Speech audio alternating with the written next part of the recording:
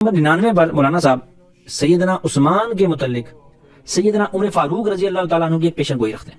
کہتے ہیں کہ سیدنا عمر کے دور میں ایک مرتبہ اپنے امکانی جانشینوں کے متعلق سیدنا عمر نے کہا کہ اگر میں ان کو اپنا جانشین تجویز کر دوں تو وہ بنی ابی معیط یعنی بنو امیہ کو لوگوں کی گردنوں پر مسلط کریں گے، وہ لوگوں میں اللہ کی نافرمانیاں کریں گے. خدا کی قسم اگر میں نے ایسا کیا تو عثمان یہی کریں گے، اور اگر عثمان نے یہ کیا تو وہ لوگ معصیتوں کا یعنی کہ گناہوں کا ارتکاب کریں گے، عوام میں شورش برپا ہوگی اور عثمان کو قتل کر دیا جائے گا. یہ صفحہ نمبر 99 پر ایک روایت انہوں نے نقل کر دی. میرے بھائیو، جب کوئی دور اندیش انسان کچھ ایسے حالات اور واقعات دیکھتا ہے جس کا نتیجہ بڑا بھیانک نکلتا ہو، بڑے غور سے سمجھیے گا، بات بہت علمی نکتہ ہے. جب کوئی دور اندیش انسان کوئی ایسے حالات اور واقعات سے گزرا ہو، یا اس نے دیکھے ہوں یا اس نے آبزرو کیے ہوں جن کا نتیجہ بہت بھیانک نکل چکا ہو، اور وہ ویسے ہی حالات اور ویسے ہی واقعات کو دوبارہ ہوتا دیکھے تو وہ آنے والے وقت کے نتیجے کو پہلے سے پریڈکٹ کر لیتا ہے. ایسا نہیں ہو سکتا کہ اس نے ایسے حالات اور واقعات کبھی دیکھے ہی نہ ہو اور وہ اچانک سے خود سے ہی پریڈکشن کرنا شروع کر دے. یہ صرف ایک نبی کی خصوصیت ہے، اور کسی کی خصوصیت ہو سکتی نہیں. اچھا، اب ہمارا ایک سوال ہے کہ سیدنا عمر رضی اللہ تعالیٰ عنہ حالات کو بھانپ رہے تھے، ان حالات کو بھانپ کر وہ ایک نتیجے پر پہنچے کہ سیدنا عثمان آئیں گے، وہ آ کر اپنوں کو نوازیں گے اور وہ آ کر معصیتیں کریں گے اور لوگوں میں شورش برپا ہوگی اور وہ عثمان کو قتل کریں گے. کیا سیدنا عمر رضی اللہ تعالیٰ عنہ نے اس طرح کے واقعات پہلے دیکھے تھے؟ نہیں. تو پھر وہ کیسے جج کر رہے تھے اس چیز کو؟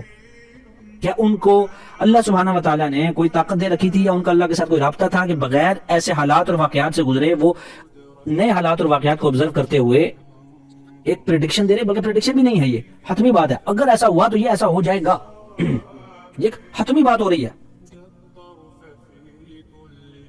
کہ اس خطرے کو بھانپ لیا جس خطرے کے سمپٹمز کو انہوں نے پہلے کبھی آبزرو بھی نہیں کیا تھا. اگر کیا تھا تو آپ ہمیں بتائیں کہ جو الزام ابھی آپ آگے ثابت کریں گے سیدنا عثمان پر، وہ سیدنا عثمان پر سیدنا عمر کے خلیفہ بننے کے دوران کیسے آگے؟ اور پھر سب سے بڑی بات، اگر سیدنا عمر کو اتنا یقین تھا تو انہوں نے ان 6 بندوں میں سیدنا عثمان کا نام رکھا ہی کیوں؟ سوچنے کی بات نہیں ہے. اگر ان کو اتنا یقین تھا کہ سیدنا عثمان نے یہ کام کرنے ہیں تو انہوں نے ان 6 بندوں میں سیدنا عثمان کا نام دیا ہی کیوں؟ اس کا مطلب یہ ہے کہ کچھ گڑبڑ ہے. مولانا صاحب نے بہت باریک بینی کے ساتھ یہ روایت ایک جگہ سے اٹھائی، ٹھیک ہے، اس روایت کے ایک حصے کو نقل کیا اور باقی حصے کو حذف کر گئے. یہ روایت زہری کی روایت ہے، تدریس والی ہے، مدلس راوی ہے، ان کا صیغہ ہے، سما کی تصریح کوئی نہیں. پہلی دوسری بات، اس کے اندر خالی سیدنا عثمان کا ذکر نہیں تھا، اس کے اندر ان 6 کے 6 افراد کا ذکر تھا جن 6 کے 6 لوگوں کو سیدنا عثمان نے اپنے بعد خلیفہ بننے کے لیے چنا تھا. اس کے اندر الفاظ ہیں، یہ ڈائریکٹ بلاسفیمیس روایت ہے جس کو نقل کر کے مولانا مودودی ہیرو بنے ہوئے. اس میں سیدنا علی کی گستاخی ہے، سیدنا طلحہ کو چالاک کہا گیا ہے، سیدنا زبیر کو متشدد کہا گیا ہے، سیدنا سعد کو تاجر یعنی بزنس مین کہا گیا ہے، بزنس مائنڈڈ، سیدنا عبد الرحمن بن عوف کو نالائق نعوذ باللہ من ذالک کہا گیا ہے. اور مولانا مودودی نے دجل اور فریب کرتے ہوئے صرف سیدنا عثمان والی لائن چھاپ دی، باقی سب چھپا لی. اور روایت کیا ہے؟ ضعیف اور من گھڑت.